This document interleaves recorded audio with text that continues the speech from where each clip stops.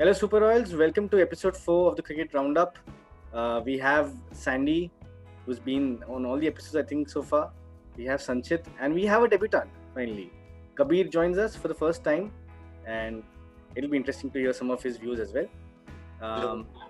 It's been a wonderful sort of end to 2020 with India winning that Melbourne Test, and I don't think we could ask for a better turn to the year.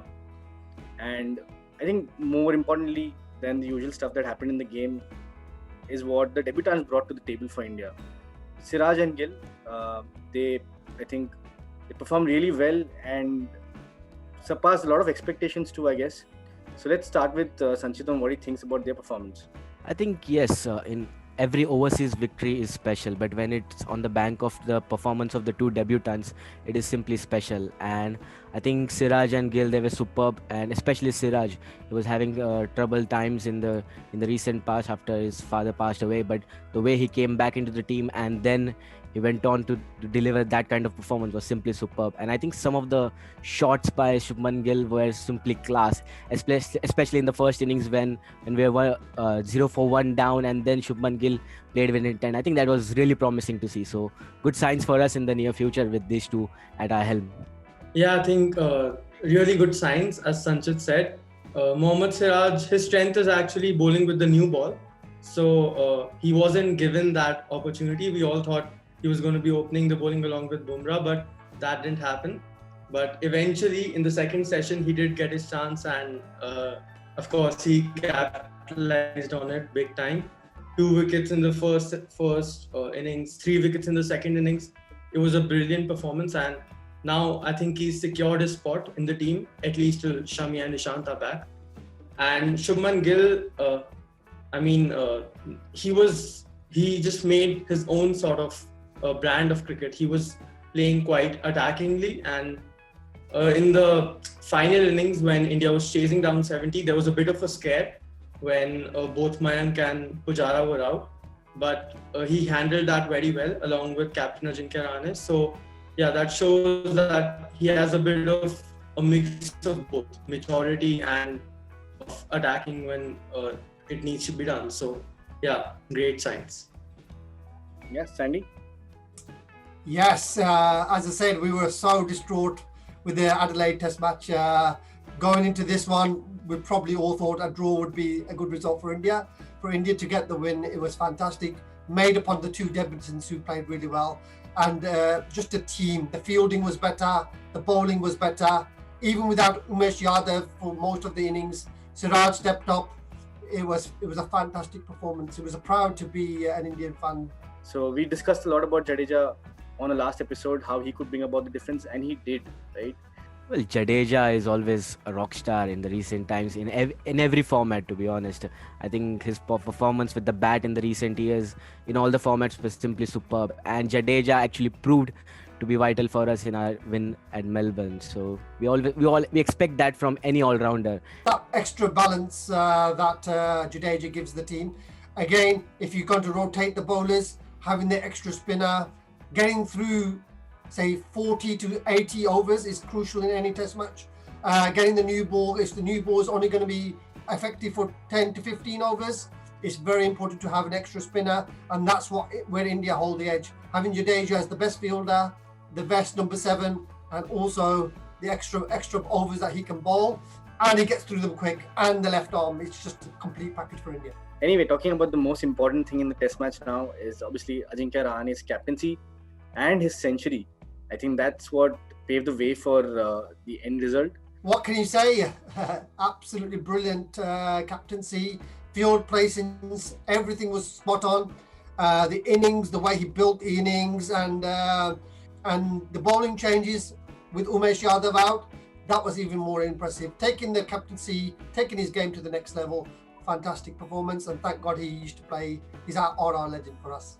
Well, as they say, after every setback, the comeback is always stronger. And since that run-out incident with Virat Kohli, I think Ajinkya Rahane stepped up massively. And to come up after that 36 all-out debacle in Adelaide and to lead the side to a famous victory in Melbourne by leading from the front with a fantastic century and amazing field placements, I think that's remarkable.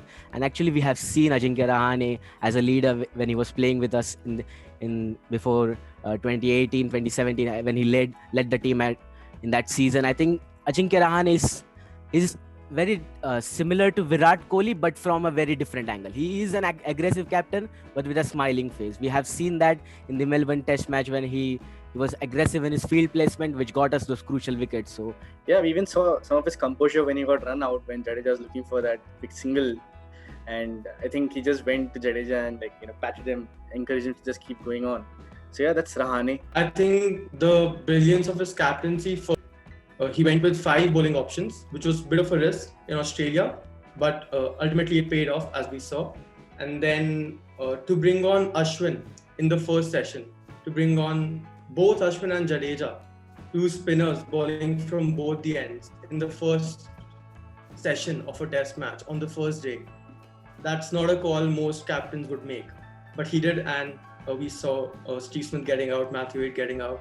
So yeah, the captaincy was top notch, and the batting, I mean, it was one of his best innings ever, apart from the Lord's 100.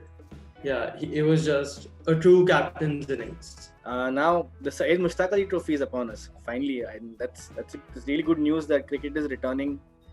Competitive cricket is returning to India, and we have 3 captains among all the Indian players that are part of the tournament. There's Sanju Samson, who's been recently appointed captain of Kerala.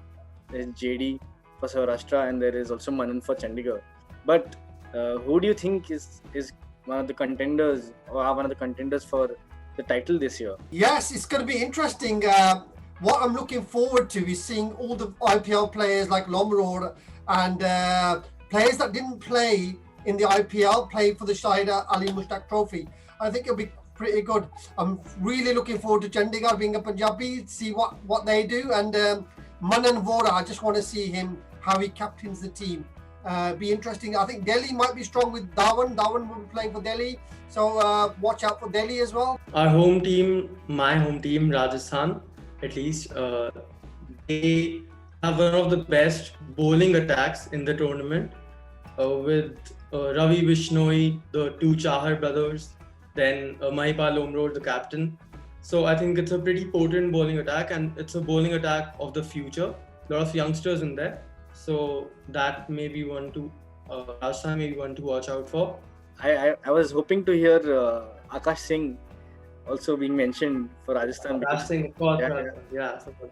Get some of those in-swingers going in and those yorkers and bouncers, I guess. Well, being a Mumbaiker, I would actually root for Mumbai to win the title. But yes, as Sandy said that this is a very important tournament for all the IPL stars. And also, when you look at the horizon, the 2 T20 World Cups are on the way in 2021 and 22. So the importance of this tournament is actually massive for most of the youngsters to get into the Indian side. So I'm really excited to see these players play. And especially if I want to pick up my favorites, I like to see Karnataka play. I mean, they have such quality in their side. We saw that in the recent years when they won the Syed Ali Mushtaq Trophy recently, and I'm really excited to see how Devdutt Padikkal plays this season, because he actually got promoted in much of a better role at RCB in the recent IPL. So it's really excited to see how he responds to this new challenge as a senior player, almost a senior player, I think. I think my favorite would be Karnataka as well. I think they have a host of star players, former Royals player Karun Nair is captaining. Then there is also Shreyas Gopal and Anirudh Joshi is in the squad as well. Now moving on to the final point for today, the next test. Once again, it's at Sydney, a venue where we've had a lot of batting success in the past, like in this decade and the last decade. So what are your predictions? Batting wise, I think that's where the big change will be. Rohit Sharma will come in. Will Mayank be replaced, or will Vihari as opener? So that's my kind of conundrum here. I'll probably have Rohit at 5 and Vihari at open, and basically trying to get through 15 overs for the opening stand. If we get through 15 overs for the opening stand, then Pujara comes into the game. Well, I think we're expecting lots of changes, but for me, I would actually make two changes, two or three, I think probably. So Rohit comes back in my team, and as Sandy Sir said, I completely agree with Sandy Sir that Rohit should be batting in the middle order at number 5, and I'd actually have Hanuma Vihari opening the innings. I think he did it in 2018-2019 series when we toured there. Yeah, I'd like to agree on Navdeep Saini. I think he should be promoted ahead of T. Natarajan. He hasn't played as much first-class cricket as the others, as Navdeep Saini and Shardul Thakur. So I think that should be given priority, and we should follow the process. Maybe I'm sounding too old school, and that's what we said about Bumrah as well. But I personally feel that Saini does have the potential, and he has the pace, and he can succeed as a proper Test match bowler. But I believe that Rohit should open. I'm going to give you a fist bump to that because my thoughts resonate with you there, Kabir, because I feel that Rohit has been high on confidence for more than 2-3 years now, and he's done well as an opener, although in India, but he has that game to counter the bounce in Australia against the likes of Cummins or even Stark, and I don't think the ball's going to swing a lot in Sydney, so that's not going to be much of a concern. He doesn't move his feet a lot, so that probably will help him counter Stark's in swing as well. Alright guys, to finish it off, what are your predictions for this game, for the Sydney Test? Well, I'm going with 2-1 India just because of the momentum we have gained since that MCG Test match triumph, and I believe our spinners are much better than theirs. So if we could just win the toss and maybe bat Australia out of the game, then I believe we are going to win 2-1. I'm actually going to go with Australia purely because of one person, Steve Smith. I mean, Sydney is his favorite ground. It's his home ground, and a wounded lion is always stronger than a normal one. So I think he's gonna bounce back strong and probably a century, and India will be out. I hope I'm wrong. I'm going to sit on the fence. I'm going to go for a draw. I think really depends on how the wicket is. If India bat first and score a big score, then India will be in pole position. If Australia bat first and India can bat them out in the second innings, then it will be a draw. But I say Steve Smith, David Warner back. Ooh. And it really depends on the toss. I say if India win the toss, bat first, get a 300 score up, India should win the Test match. If it's the other way around, Australia get 300, then I think I'm going to go for the draw. I'm calling a draw as well. I think Australia's batting is going to be bolstered with Warner coming in, and that could make a huge difference, to be honest. But yeah, it'll stay 1-1 after this game is what I feel. So let's see how it goes. None of us can wait for this test to get underway. So just a matter of a few days. And then the Syed Mushtaq Ali League Trophy also follows. So thank you guys for being a part of episode 4. Look forward to having you all in the future episodes as well. And a happy new year to everyone watching.